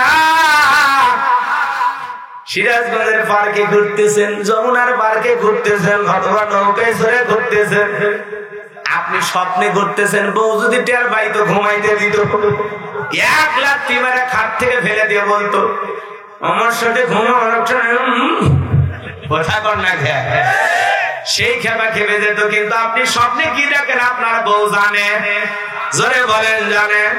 আবার আপনার বউ আপনার রাইখা কানে নিয়ে যেন ঘুরতেছে, কিন্তু আপনি টের পান না। যদি টের পাইতেন বলতেন, এত কষ্ট করে চাল ডাল খাওয়াইয়া পালায়, তোরে পাইলে বড় করতেছি, তোরে লালন পালন করতেছি, তোরে কষ্ট করে আমি এত বাড়িতে 3 পিস কি লাগে না লাগে সব দিতেছি, তুমি খাও আমার, আর স্বপ্ন দেখো অন্য পুরুষকে নিয়ে আমার কথা কন না। কিন্তু বউ কি স্বপ্ন দেখে স্বামী জানে না, স্বামী কি স্বপ্ন দেখে বউকে জানে না। যার স্বপ্নের কথা তার কাছে আছে, কথাটা ঠিক কিনা? অন্য নারীদের স্বপ্নে যদিও দেখে, বউরে সকালবেলা উঠে তোরে নিয়ে স্বপ্ন দেখলাম রে, কথা কোন থাকে অন্য নারীকে নিয়েও যদি স্বপ্ন দেখে কা কয় তাও কি বলে বউরে বলে তোরই দেখলাম কারণ বইয়ের মন তো ভালো মানে ভুলে লেগে কথা কোন থাকে খালি যদি বলে অন্য আরেকটা মেয়ের নিয়ে দেখছি দেখবাই তো তোমার চরিত্র খারাপ তোমার চোখ খারাপ তুমি কোন দিন আবার ভালো হলে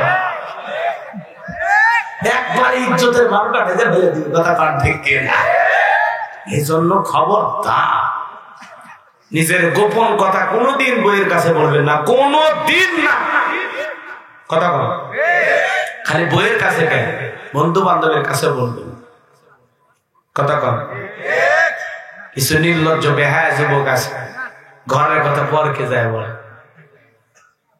ঘরের ভিতরে স্ত্রীর সাথে কি কি হয় বাইরে যাওয়ার সাথে গল্প করে আস্তাগফিরুল্লাহ নাউযুবিল্লাহ যুবক এতটা ফ্রি হইস না একটু হায়া লাজ লজ্জা যেন তোর ভিতরে থাকে ঘরের কথা ঘরেই সুন্দর বাইরে বললে অসুন্দর হয়ে যাবে কথা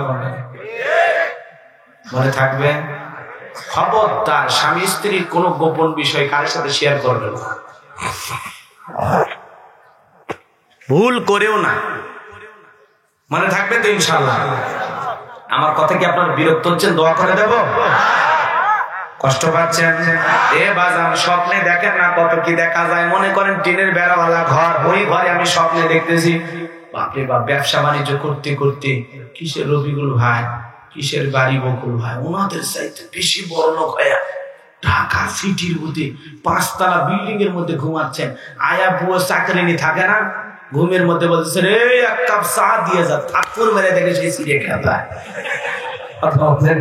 স্বপ্নে বিশাল বড় লোক হয়ে যায় ঘুমোর থেকে কিছু বুঝে উঠতে না আছে না না এরকম স্বপ্ন তো স্বপ্ন স্বপ্ন বাস্তবায়ন করা খুব কঠিন কথা বলেন ঠিক কিনা এ ভাই সামনের দিকে যাই অনেক কথা বলতে মনে চায় যে কথা আমি বলতে চাই সালেম বাদশা দেখে বলে স্বপ্নে কি দেখেছি সেইটাও বলতে হবে স্বপ্নের ব্যাখ্যা এটাও বলতে হবে যদি না বলতে পারো 7 দিনের আলটিমেটাম দিলাম 7 দিন পরে তোমাদেরকে শুলিতে চড়াবো ফাঁসি দিয়ে মারবো মানুষজন দেখে বলে বাদশা 7 দিন কেন 7 বছরও যদি সময় দাও 70 দিনও যদি সময় দাও আমাদের পক্ষে তো স্বপ্নে আপনি কি দেখেছেন এইটা বলতে পারবেন তখন জালেম বাদশা দেখে বলে কেন তোমরা নাকি গায়েব জানো গোপনের খবর জানো হ্যাঁ তোমরা নাকি গণক ভাগ্য গণনা করে বলতে পারো অনেক কিছু তো গতকাল রাত্রে কি স্বপ্ন দেখেছি এই গায়েবের খবর যদি না দেয় তোমাদের 12টা বাজাবো আজও পৃথিবীতে কিছু উল্টা পাল্টা কবিরাজ কিছু ভণ্ড পীর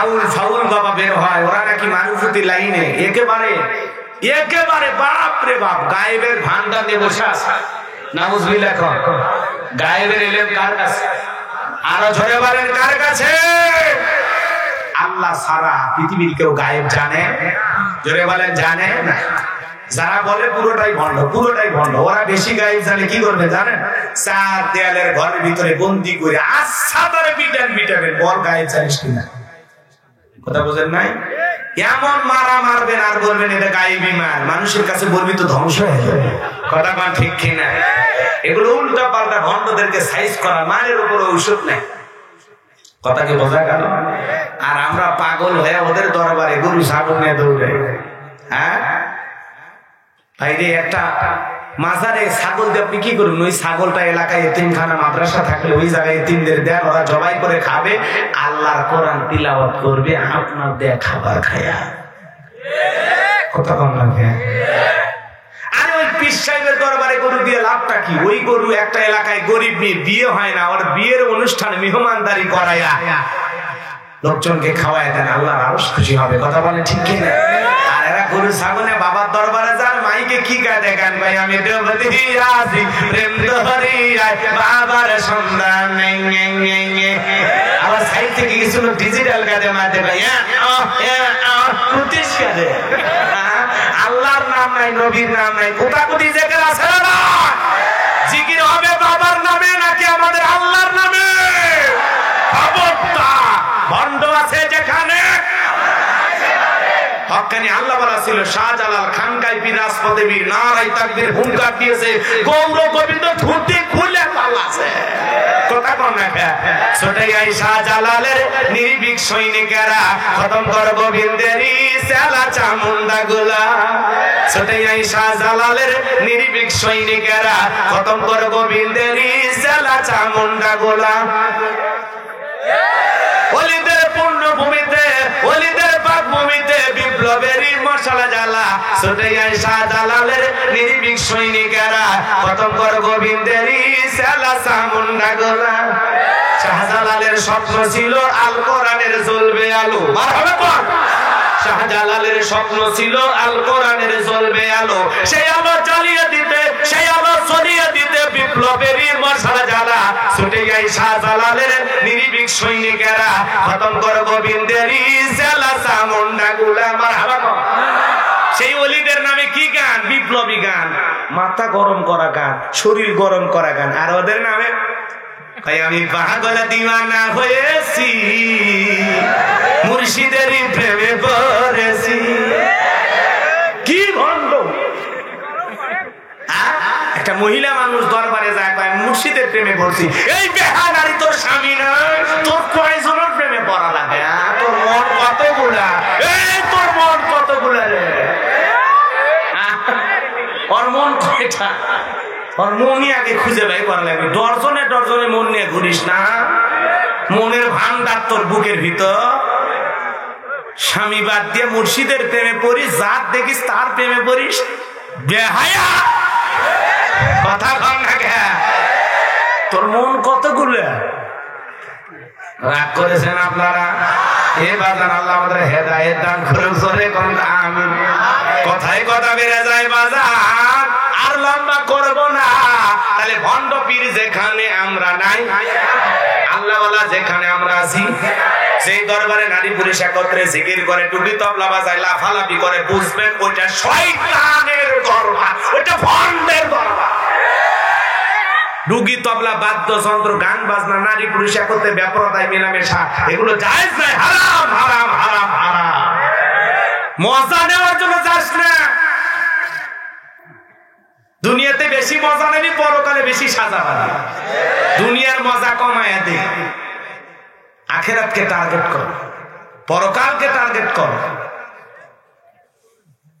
আল্লাহ আমাদের হেদায়েত দান করুন সরে কোন আমিন এইবারে জেলার ঘোরাঘুরি করতেছে জেলখানায় পয়গাম্বর ডেকে বলে জেলার সিহারার মধ্যে টেনশনের ছাপ কি কথা বলতে চাও রে বাপ জেলার দেখে বলে কি বলবো আমার বাদশা এমন একটা ভয়ঙ্কর স্বপ্ন দেখেছে স্বপ্নের কথা জাতির মানুষকে কাছে বলতে গেল কিন্তু বাদশা নিজেই তার স্বপ্নের কথা ভুলে গেল এইবার উল্টো আইন পাস করে বলে শোনো স্বপ্নে যা দেখেছি সেই কথা বলা লাগবে স্বপ্নের ব্যাখ্যা বলা লাগবে না হলে 7 দিন পরে ওই মানুষগুলোকে ফাঁসি দিয়ে মারবে শুলেতে ছড়াবে এইবার পয়গাম্বর দানিয়েল আলাইহিস সালাম ডেকে বলে জেলার তুমি তোমার বাদশার কানে খবর পৌঁছায় দাও জেলখানার ভিতরে এমন একজন আসামি আছে যে আপনার স্বপ্নের ব্যাখ্যাও জানে এবং স্বপ্নে যা দেখেছেন সেই কথাও জানে মারহাবা বলেন এইবার জেলার মারছে দৌড় বাদশার কাছে যা বলে বাদশাহ গুড নিউজ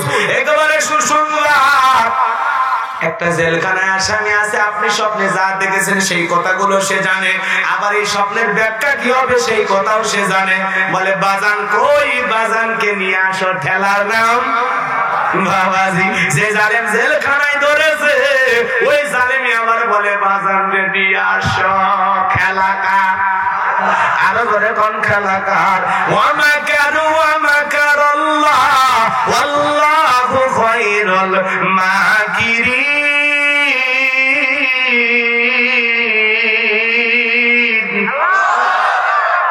খেলাকার এ বাজান গো এইবারে জেলার যায় বলে বাদশা আপনারা ডেকেছে নবী দানিয়েল দেখে বলে শোনো আমার একটা শর্ত আছে আমারে যদি বের করতে চাও আমার সাথে আমার ৭০,০০০ লোককে গ্রেফতার করা হয়েছে ওদেরকে আমার আগে বের করে দেওয়া লাগবে সবার শেষে আমি বের হব নেতা কারে বলে নবীরা কেমন ভালো মানুষ সব সময় চিন্তা করো উম্মতের বলেন না আল্লাহু আকবার আদর্শ নেতা কারে বলে? আপনি তো দৌলতপুর বেলকুচি থেকে মিছিল করতে করতে সিরাজগঞ্জে চলে গেছেন।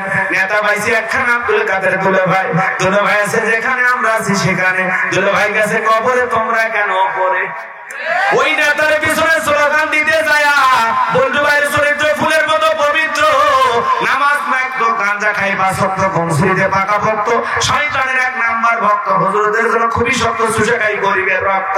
ওই নেতার মিছিল মিটিং করতে গিয়া সিরাজগঞ্জের গোল চত্বর থেকে 50 জন ধরে জেলখানায় নিয়ে গেল। নেতা তো মামু খালু দাদার টেলিফোন পায়া সকালে ঢুকে গেছে, বিকেলে জেলখানা থেকে বের হলো। নেতার তো কোনো সমস্যা নেই, নেতার জেলখানা মানে শ্বশুর বাড়ি। বউ পায়, নারী পায়, মদ পায়, যা খুশি তাই পায়।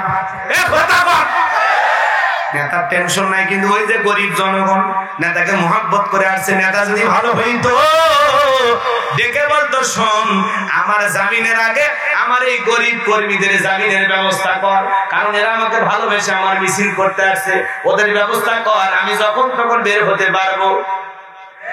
নেতা ভালো হলে গরিবেই কর্মীদের জামিনের ব্যবস্থা করত, এই গরিব মানুষদের জামিনের ব্যবস্থা করত।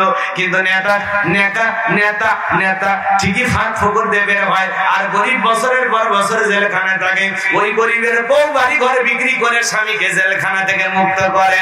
নেতা যদি ভালো হইতো নিজের আগে জনগণের চিন্তা করত।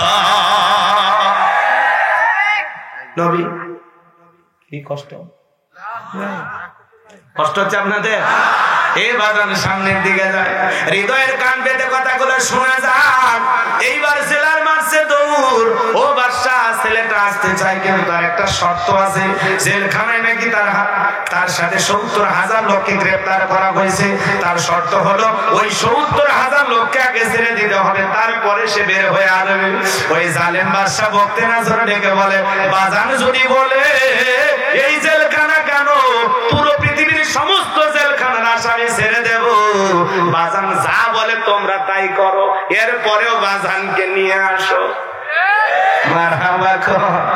এইবার বাজান আমার জেলার যায় আল্লাহর পয়গম্বরের উম্মত গুলোকে জেলখানা থেকে বের করে দেওয়া হলো। নবী দাঁড়িয়ে সাল্লাম সবার শেষে জেলখানা থেকে বের হয়ে সরাসরি বাদশার দরবারে ঢুকবেন। কিন্তু জালেম বাদশার দরবারে ঢোকার একটা নিয়ম হলো, যত মানুষই ঢুকুক না কেন বাদশাকে সিজদা দিয়ে মাথা নত করে ঢোকা লাগে। কিন্তু আল্লাহর পয়গম্বর নবী মানুষ হয়ে কোনো জালেম বাদশার কাছে মাথা নত করতে পারে না। তিনি তার দেহকে আটোসাটো করে কি সুন্দর কৌশল করে ভিতরে প্রবেশ করলেন। এমন দৃশ্য দেখে জালেম বাদশা ডেকে বলে, কি ব্যাপার? সব মানুষ মাথা নত করে সিজদা দিয়ে ঢোকে, তুমি কেন ঢুকলা না? নবী ডেকে বলে, বাদশা আপনার স্বপ্নের কথাগুলো যে আমার মাথার মেমোরিতে সেভ করে দিয়েছে, তার কথা হলো তাকে ছাড়া অন্য কারো কাছে মাথা নত করা যাবে না। কি কৌশল অবলম্বন করে জবাব দিলেন বাজান? হিকমত কারে বলে, এলিমার জ্ঞান কারে বলে? জালেম বাদশা বলে, বাজান ঠিক করছো। নবী ডেকে বলে, শোনেন, আমি যদি মাথা নত করে ঢুকতাম, আপনার মতো যদি আমার মাথা থেকে স্বপ্নের কথাগুলো চলে যেত, তাহলে কি করতেন? কয়ে, তাহলে তোমারে মেরে ফেলতাম। তাহলে কি হইল? আমারে মেরে ফেলতেন, আপনিও টেনশনে স্বপ্নের ব্যাখ্যা না জেনে আপনিও মরতেন। কয়, বাজান ঠিক করছো, মাথা নত করা লাগবে না, তুমি আসো তো। এই কথা বইলা পয়গম্বরকে একটা চেয়ারে বসাইয়া দিয়া বলে, বাজান আর পারি না, তাড়াতাড়ি করে স্বপ্নের কথা বলো। তাহলে বলেন তো বাজান, জালেমের জেলখানা থেকে বের করে ওই জালেমের চেয়ারে বসাইয়া দেয় কে? লাজ আছে না নাই? আগের তুলনায় আল্লাহর একটু বয়স বাড়ছে। কি খান বাড়েনি? লাজ আছে না নাই? মনে রাখবেন, ইসলাম আলাদের প্রতি নির্যাতন জুলুম যত বাড়বে, ইসলাম তত সামনের দিকে এগিয়ে যাবে। আধারে ভয় পেও না, আলো আছে আড়ালে, কালো সব পালিয়ে যাবে তুমি উঠে দাঁড়ালে, কালো সব পালিয়ে যাবে তুমি উঠে দাঁড়ালে। আধারে ভয় পেও না, আলো আছে আড়ালে, কালো সব পালিয়ে যাবে তুমি উঠে দাঁড়ালে, কালো সব পালিয়ে যাবে আমরা উঠে দাঁড়ালে, নাস্তিকেরা পালিয়ে যাবে আমরা উঠে দাঁড়ালে, বাতিলেরা পালিয়ে যাবে আমরা উঠে দাঁড়ালে, শয়তানেরা হারিয়ে যাবে উঠে দাঁড়ালে।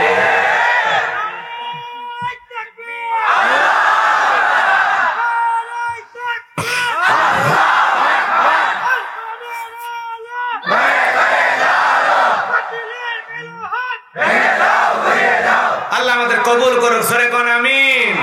কষ্ট হচ্ছে বাজান। এইবার নবী দানিয়েল আলাইহিস সালাম তার স্বপ্নের কথা বলতে যায়। ঘটনাটা আমি বলবো না, শেষ করে দেব। কারা কারা শুনবেন দুহাত তুলে একটা তাকবীর দেন, লিল্লাহি তাকবীর। আরো জোরে বলে লিল্লাহি তাকবীর। কিন্তু আমার টাইম তো শেষ, এখন 12টা 5 বেজে গেছে। 28 তারিখের দাওয়াত, এখন 29 তারিখের 5 মিনিট হয়ে গেল। আমি যদি আজকে সারা রাতে ওয়াজ করি, হাত দিয়ে যা দিছে তাই, কেউ 2 টাকা বেশি দিবি না। অতএব এখন দোয়া করে দেওয়াই বেটার। কিন্তু আমি আরেকটা আয়াতে কারিমা তিলাওয়াত করেছি, এই আয়াতটা একটু কথা বলার দরকার আছে না? না হলে একটা আয়াতের একটা যে হক, এটা তো আদায় করা লাগবে। একটু কষ্ট করে আমি আয়াতটা বলতেছি, হৃদয়টা নরম করে কথা বলছি। না, তারিখ শেষ হয়ে গেছে, তারিখ শেষ হয়ে গেছে। না, রাত্রি তোর ছুটি নেই, আমি রাতের ছুটি নেই। তাই আমি দাওয়াত দিলে বলি ভাই 10টা থেকে 12টা আমি আসি ইনশাআল্লাহ। কথা বোঝেন না? যদি আপনারা বলতেন তো যাই হোক, এদিক খেয়াল করেন, হৃদয়ের কান পেতে কথাগুলো শুনে 2 নম্বর আয়াতের কয়েকটা মিনিট ওয়াজ করো। খবরদার কেউ নড়াচড়া করবেন না, 2টা বিষয় বাকি আছে, শেষ করে যাবো ইনশাআল্লাহ। চলেন। আল্লাহ রাব্বুল আলামিন দ্বিতীয় আয়াতে কি বলেছেন জানেন? খুব গুরুত্বপূর্ণ কথা, খুবই গুরুত্বপূর্ণ কথা। জীবনে মনে করেন এই একটা আয়াতের আলোচনা আপনার জন্য যথেষ্ট, যদি মনে করেন। কথাটা বোঝেন না? কয়টা আয়াত? এই একটা আয়াতে আপনার জীবনের জন্য যথেষ্ট। আল্লাহ রাব্বুল আলামিন বলেন, الذي خلق الموت والحياة ليبلوكم أيكم أحسن عملا وهو العزيز الغفور।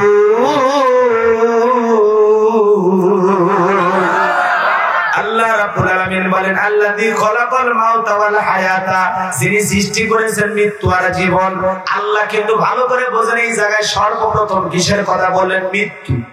কিসের কথা?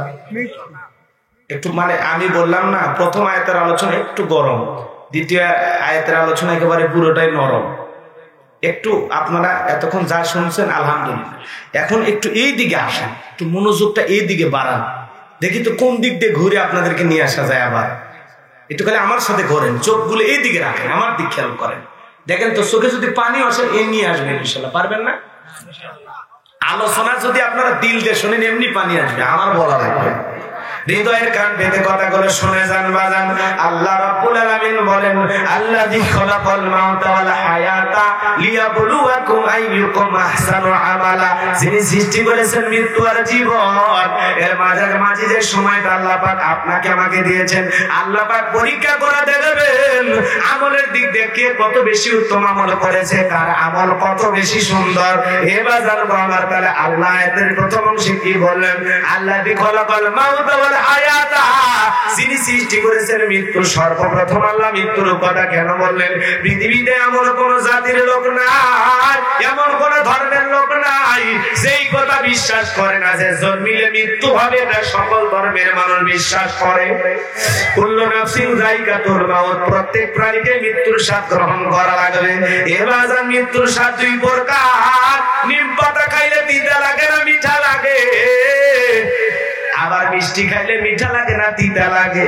ইমানদারের মৃত্যু হলো মিষ্টির মতো, আর বেঈমানদারের মৃত্যু হলো তিতার মতো। কথাকে বোঝা গেল বাজান? এ বাজান, হৃদয়ের কান পেতে কথাগুলো শুনে যান। আপনার আমার মৃত্যু আসবে, মৃত্যু থেকে আমরা কেউ পালাতে পারবো না।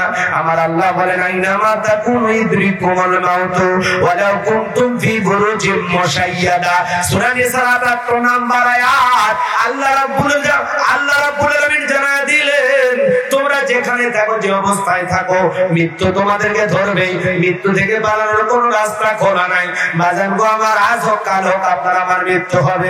যখন আপনি আমি মারা যাব, ওই মসজিদের মাইকেলান জারি হবে, এই গ্রামের অমুক ব্যক্তি বেঁচে নাই, ইন্না লিল্লাহি ওয়া ইন্না ইলাইহি রাজিউন। আপনার আমার মরণের সংবাদ শোনার পর ছেলে কেঁদে বলবে বাবা নাই, মেয়ে কেঁদে বলবে বাবা নাই, প্রিয়তমা স্ত্রী কেঁদে বলবে আমার স্বামী নাই, মা বাবা এসে থাকলে বলবে কলিজার ধনটা হারাইলাম। সবাই চোখের পানি ছেড়ে দিয়া কান্নাকাটি করবে। রে বাজান, আপনি আমি দামি বাড়ি বানাইলাম, রাজস্থানের পাথর দিয়ে বাড়ি বানাইলাম, দামি টাইলস দিয়ে বাড়ি বানাইলাম, বিল্ডিং ইমারত করলাম। রে বাজান, বলেন তো আপনি আমি যেদিন মারা যাব, ওই দামি বিল্ডিং বাড়ি থেকে আপনার আমার জীবনের শেষ গোসলটা হবে না রে বাজার।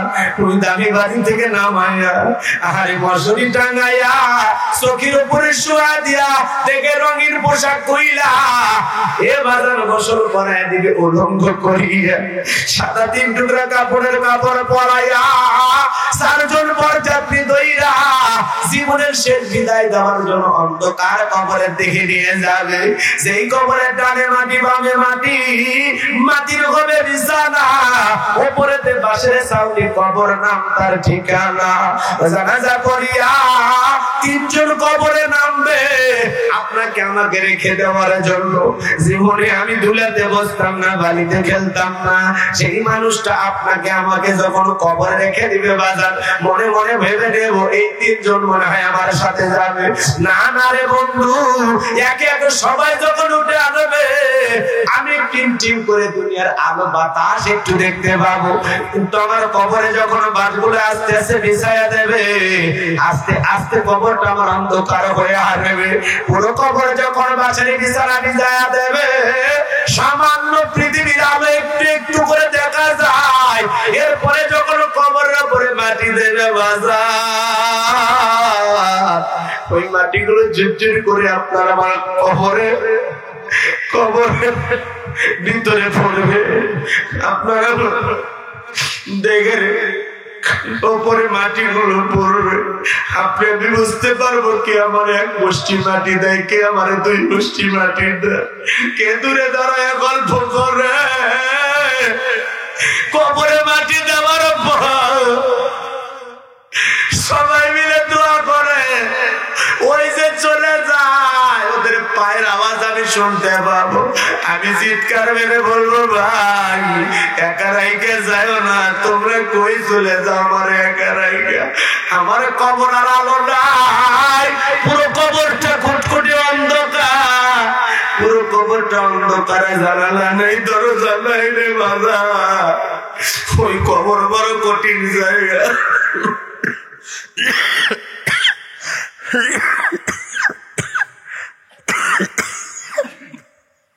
আপনার আমার নবী আখিরি পয়গম্বর ডেকে বলে যে কবরে চলে গেল তার চাইতে অসহায় আর কেউ নাই। আমার নবী তার পবিত্র জবান দ্বারা বলে, ক্বালা রাসূলুল্লাহ সাল্লাল্লাহু আলাইহি ওয়াসাল্লাম, ইন্নামাল কুবুরু রাউদাতুম মিন রিয়াদিল জান্নাহ ওয়া হুফরাতুম মিন হুফারিন নার, রাওয়াহু তিরমিজি। আমার নবী ডেকে বলেন, সিরিকদের আমল ভালো, মৃত্যুর সঙ্গে সঙ্গে আল্লাহ রাব্বুল আলামিন তার কবরটাকে জান্নাতের বাগান বানায় দেবেন। আমার নবী যেটাকে বলেন, যে ব্যক্তির আমল খারাপ, আও হুফরাতুম মিন হুফারিন নার, তার কবরটা হবে জাহান্নামের আগুনের গর্ত। জোরে কোন নাউযুবিল্লাহ। এ মুসলমান সিরাজগঞ্জের বাবাজি, কবরের প্রথম রাত কিভাবে কাটবে, কবরের প্রথম রাত কিভাবে কাটবে, কবর আমাদের কি জবাব দেব, আমরা কবরে যাওয়ার পরে কি জবাব দেব। নবীর সাহাবী হযরত ওসমান কবর দেখে কান্না করতে করতে বেহুশ পর্যন্ত হয়ে যাইতো। সাহাবীরা মাথায় পানি ঢেলে হুঁশ ফেরায় নিত। হযরত ওসমানকে ডেকে বলা হতো, ওসমান কেন কবর দেখে আপনি কান্না করেন? হযরত ওসমান ডেকে বলে, কবর হলো মানুষের প্রথম মঞ্জিল, প্রথম ঘাঁটি, প্রথম স্টেশন। ওই কবরে 3টা প্রশ্ন করা হবে। 3টা প্রশ্নের যে সঠিক জবাব দিতে পারবে, উত্তর দিতে পারবে, তার মিজান ফুলসিরাতে কোনো টেনশন নাই। আর যে কবরে সঠিক জবাব দিতে পারবে না, তার বাঁচার কিন্তু কোনো উপায় নাই। কথা বলেন ঠিক কিনা? এ বাজান গো আমার, কবরের প্রথম রাতটা কিভাবে কাটবে, আমরা একা একা কবরে কিভাবে কাটাবো? দুনিয়াতে আমি একা একা কাটাইতে পারতাম না রাত, আমার বন্ধু বান্ধব লাগতো, পাশে প্রিয়তম স্ত্রী ঘুমাইতো, কিন্তু আমি কবরে যখন চলে গেলাম আমার সাথে তো কেউ নাই, কেউ নাই। ওই কবর বড় কঠিন জায়গা। ফামান ইয়ামাল মিসকালা যাররাতিন খায়রান ইয়ারা ওয়া মান ইয়ামাল মিসকালা যাররাতিন শাররান ইয়ারা। আল্লাহ রাব্বুল আলামিন ডেকে বলে, যদি কেউ যাররা পরিমাণ অনুপরিমাণে নেক আমল করে আল্লাহ পাক সেইটাও তার আমলনামায় লিখে রাখবে। আবার যদি কেউ যাররা পরিমাণ অনুপরিমাণে গুনাহ করে থাকে আর যদি কেউ গুনাহে অন্ধকার কবরে চলে যায়, ওই কবরের মাটি ডানের মাটি বামে চলে যাবে, বামের মাটি ডানে চলে যাবে। এমন জোরে চাপ দেবে বাজান, এক পাথরের আর অন্য পাথরে ঢুকে যাবে। আপনি আমি চিৎকার মেরে কান্নাকাটি করবো। ওই যে অন্ধ ফেরেশতা কানে শোনে না, হাতুড়ি দিয়ে বাড়ি মারলে মাথা চূর্ণ বিচূর্ণ হয়ে যাবে। বিষাক্ত সাপ যদি একবার সওয়াল মারে পা থেকে মাথা পর্যন্ত চলে যাবে, যন্ত্রণায় শরীরগুলো নীলবর্ণ হয়ে যাবে। কত যন্ত্রণা, কত কষ্ট কবরের ভেতরে। কবরের প্রথম রাত আমরা কিভাবে কাটাবো, ওই অন্ধকার কবরে একা একা কিভাবে থাকবো, জানি না কবর আমাদের সাথে কি ব্যবহার করবে। জীবনে কি আমল নিয়ে আমরা কবরে যাচ্ছি, যাওয়ার আগে হাজার বার চিন্তা করতে হবে। কথা বলেন নাকি? এই বাজানো কবরে আমরা কি নিয়ে যাচ্ছি? ওই কবর বড় কঠিন জায়গা। নেক আমল থাকলে কবর জান্নাতের বাগান, আমল না থাকলে কবর জাহান্নামের আগুনের গর্ত। আমার নবীজি এক জায়গায় বসা, জিবরাইল এসে বলে, নবী গো, এই মুহূর্তে একটা আওয়াজ হলো, আপনি কি শুনতে পাইলেন? দয়ার নবী দেখে বলে, হ্যাঁ শুনতে পাইলাম। বিশ্ব নবীকে জিবরাইল দেখে বলে, নবী গো, আজ থেকে 70 বছর আগে আল্লাহ পাক জাহান্নামের গর্তের মুখে একটা পাথর ছেড়ে দিয়েছে। 70 বছর পর এই মাত্র জাহান্নামের তলদেশে গিয়ে পাথরটা পৌঁছাইলো। বাজান চিন্তা করেন, একটু হৃদয় দিয়ে চিন্তা করে ভাবেন, একটা পাথর ছেড়ে দিলে যদি 70 বছর লাগে সময় নিচে পড়তে জাহান্নামের আগুনের গর্তে, তাহলে বাজান আল্লাহ না করুক আপনার আমার গুনাহের কারণে আসমান জমিনের মালিক আল্লাহ বেজার হইয়া একবার যদি জাহান্নামের গর্তে ফেলে দেয়, আপনার আমার বাঁচার কিন্তু কোনো উপায় নাই। জাহান্নাম বড় কঠিন জায়গা। ইন্নাহা সাআত মুস্তাকাররাম ওয়া মুকামা। নিশ্চয়ই আশ্রয়স্থল হিসাবে, বসতির জায়গা হিসাবে ওই জাহান্নাম কত না নিকৃষ্ট। ইন্না জাহান্নামা কানাত মিরসাদা লিত্তাগিনা মাআবা লাবিসিনা ফিহা আহকাবা। আল্লাহু আকবার। আল্লাহ বলেন, নিশ্চয়ই জাহান্নাম পেতে রয়েছে। আল্লাহর অবাধ্য নাফরমান গুনাহগার বান্দাদের ধরার জন্য জাহান্নাম ফুলসিরাতের কিনারায় ওট পেতে রয়েছে। একবার যারা যাবে বাজার ওই জাহান্নামের গর্তে, আর জাহান্নামে যারা পড়ে যাবে ওই জাহান্নামে তাদেরকে যুগের পর যুগ থাকা লাগবে, বছরের পর বছর কাটায় দিতে হবে। কত বছর থাকা লাগবে আর সঠিক এলেম আর জ্ঞান আছে কার কাছে? ওই জাহান্নামের আগুনে মানুষ জ্বলবে, পুড়বে, যন্ত্রণায় ছটফট করবে। জাহান্নামে থাকতে থাকতে জাহান্নামীরা বড় ক্ষুধার্ত হয়ে যাবে। জাহান্নামের যন্ত্রণা বড় কঠিন রে বাজার। জাহান্নামের 1 ইঞ্চি জায়গা ফাঁকা নাই, যার মধ্যে আগুন নাই। হযরত আবু হুরায়রা বলেন, আল্লাহ পাক জাহান্নামকে 1000 বছর জ্বালায়া আগুনের কালার ছিল সাদা, আবার 1000 বছর জ্বালায়া আগুনের কালার ছিল লাল, আবার 1000 বছর জ্বালায়া জাহান্নামের আগুনের কালার হয়ে গেছে কৃষ্ণ বর্ণ, অন্ধকার রাত্রির মতো কালো। ওই কালো আগুন দিয়ে জাহান্নামের আগুনে আপনাকে আমাকে পোড়ানো হবে গুনাহের কারণে। দুনিয়ার আগুনের চাইতে জাহান্নামের আগুনের পাওয়ার 70 গুণ বেশি। ওই যে জাহাজে আগুন লেগে বাজার বড় গুনার মানুষগুলো পুড়ে মারা গেল, জাহান্নামে এ মাসুল দুনিয়ার একটা আগুন জাহাজে লাগিয়ে গেছে। বউরে ছেড়ে স্বামী লাভ দিয়েছে, স্বামীরে চাইরা বউ লাভ দিয়েছে, মা বাবাকে ছেড়ে সন্তান লাভ দিয়েছে। এ বাজান যারা আগুনে ঝলসে গেছে চোখের পানি ছেড়ে দিয়ে কেঁদেছে আর বলেছে, আমার কাছে এত গরম লেগেছে, আমার চোখের সামনে আমার বউটা পুড়ে মরে গেছে, আমার চোখের সামনে আমার মা বাবা পুড়ে মারা গেছে, আমার চোখের সামনে আমার সন্তানটা পুড়ে মারা গেছে। যান না বা ইউনিটে যান, যারা আগুনে ঝলসে যায় ওদেরকে বলেন আগুনে ঝলে পুরের যন্ত্রণা কত কঠিন। এ বাজারে যে কত ভয়াবহ অগ্নিকাণ্ডের ঘটনা ঘটে, দেখেন না মানুষগুলো পুড়ে কেমনে কালা হয়ে যায়। এ বাজার দুনিয়ার এই সামান্য আগুনে যদি মানুষের দেহ এমন জ্বালায় পোড়ায় কয়লার মতো হয়ে যায়। আল্লাহ না করুক, আল্লাহ না করুক, ওই জাহান্নামের তীব্র যন্ত্রণা কঠিন ওই আগুনে যখন আপনাকে আমাকে ফেলানো হবে, আপনার আমার দেহের অবস্থা কেমন হবে? এই আগুনের চাইতে জাহান্নামের আগুন হলো 70 গুণ পাওয়ার স্পিড বেশি। কথা কোন ঠিক কিনা? ওই জাহান্নামের আগুনে মানুষগুলো জ্বলতে জ্বলতে আল্লাহ রাব্বুল আলামিনের কাছে ডেকে বলবে, আল্লাহ বড় ক্ষুধার্ত, খাবার লেগে গেছে। জাহান্নামের তলদেশে একটা ফল চাষ করা হবে, ওই ফলের নাম হলো যাক্কুম। ওই কাঁটাযুক্ত ফলটা জাহান্নামীদেরকে পান করাইতে দেওয়া হবে ক্ষুধা নিবারণের জন্য। ওই কাঁটাযুক্ত ফল যখন জাহান্নামীরা পান করবে বাজান, জাহান্নামীরা যখন পান করবে গলার মাঝামাঝি আটকে যাবে, ভিতরেও যাবে না, বাহিরে বাড়বে না। জাহান্নামীরা চোখের পানি ছেড়ে দিয়ে বলবে, আল্লাহ এ কেমন ফল খাওয়াইতে দিলাম মালিক, ভিতরেও যায় না, বাহিরেও আসে না, যন্ত্রণা তো আমরা সহ্য করতে পারি না। জাহান্নামীরা যখন বারবার কাঁদবে আর চোখের পানি ছেড়ে দিয়ে বারবার কেঁদে বলবে, আল্লাহ আর পারি না, আর পারি না। যত গলা নাড়াচাড়া করবে তত কাঁটাগুলো ফুটবে আর ফুটবে, যন্ত্রণায় ছটফট করবে আর আল্লাহকে ডেকে বলবে, আল্লাহ পানি দাও, পানি দাও। জাহান্নামীরা চিৎকার বলে পানি পানি পানি পানি বলে চিৎকার মারবে। আল্লাহ রাব্বুল আলামিন বলেন, লা ইয়াযুকুনা ফিহা বারদান ওয়ালা শারাবা।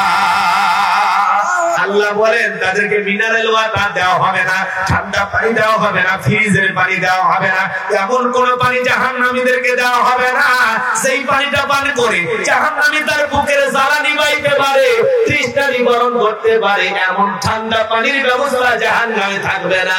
সেই পানিটা খেয়ে জাহান্নামী একটু শান্তি অনুভব করতে পারে, কষ্ট একটু কমে যেতে পারে, হালকা হতে পারে। না না, আল্লাহ কেমন পানি খাওয়াবে? আল্লাহ পাক বলেন, ইল্লা হামিমান ওয়া গাসসাকা,